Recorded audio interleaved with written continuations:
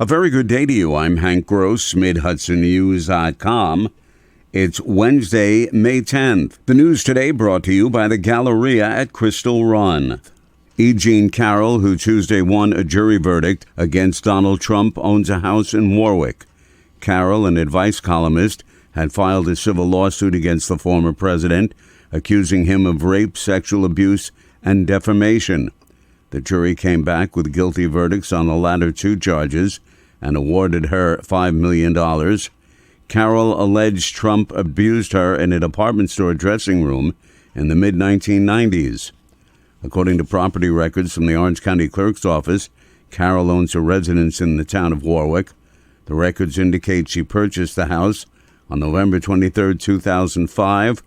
It's unknown if the property is her primary or secondary residence. Grassroots group For the Many is accusing New York City Mayor Eric Adams, Rockland County Executive Ed Day, and Orange County Executive Stephen Newhouse of using what they call fear-mongering rhetoric to justify rejecting asylum seekers. Newhouse and Day's state of emergency are flimsy pretenses to force asylum seekers with nowhere else to go out of their counties, said For the Many's Aaron Naraf Fernando. He said that could be avoided if the state had enough affordable, stable, long-term housing for asylum seekers. The Ulster County Legislature, meeting in special session last night, voted to name Tricia Bowen to replace Eve Walter, who resigned from her post last month. Bowen will serve until the end of the year, at which time whoever wins the general election will serve a full term.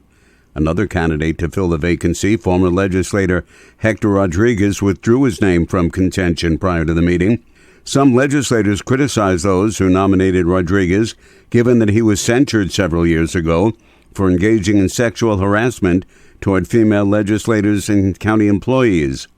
Legislator Megan Sperry, who was a victim of previous sexual harassment, wanted to speak out for women who've been victimized. It is appalling to me that my colleagues in this body would wait until just days before this meeting to put up a nominee with such a marred history just because the process was not to their liking. Bowen is a 17-year resident of New Paltz. More news right after this. Find over 100 retailers allowing you to spend hours shopping safely at the Galleria at Crystal Run. Enjoy the big brands and the diverse selection of family-owned stores all in one location. The Galleria at Crystal Run offers dining options for everyone with Fuji 110 Grill, Allen's Mediterranean Grill, and Peru Cuisine. Discover the Mid-Hudson Valley's premier shopping, dining, and entertainment destination, the Galleria at Crystal Run. For more information, follow us on Instagram, Facebook, or visit GalleriaCrystalRun.com. The annual Newburgh Illuminated Festival, which is aimed at shedding a positive light on the city to the tens of thousands of people it draws, was off this summer, then on again, and now off again. It was suspended weeks ago when the city administration and event organizers could not come to terms. Then, following a city hall meeting between both sides, a straw vote by the city council agreed to bring it back.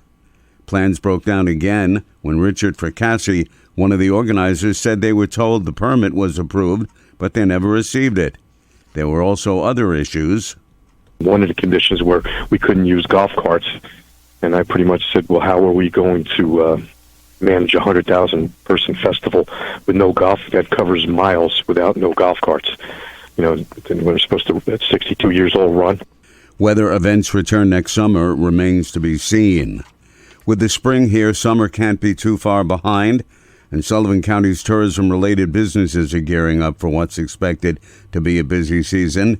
This week is National Travel and Tourism Week, and it's the 23rd year that it's being celebrated with a brochure exchange and barbecue at the Sullivan Catskills Visitors Association parking lot in Liberty. Roberta Byron Lockwood, president of the association, said the event is a great networking opportunity, and that was echoed by Franklin Trapp of Forestburg Playhouse. I came here today because this is an exciting opportunity for us at the Playhouse to interact with all of the amazing destinations and businesses here in our Sullivan Catskills so that we can chat, so we can connect, network, and also trade literature, our brochures with each other, so we can cross-promote throughout this very busy season that lies ahead. 78-year-old Bill Sipos, owner of Mr. Willie's Restaurant, provided the barbecue menu because, in his words, I love the county and I love the people. I'm Hank Gross, MidHudsonNews.com. The news today brought to you by the Galleria at Crystal Run.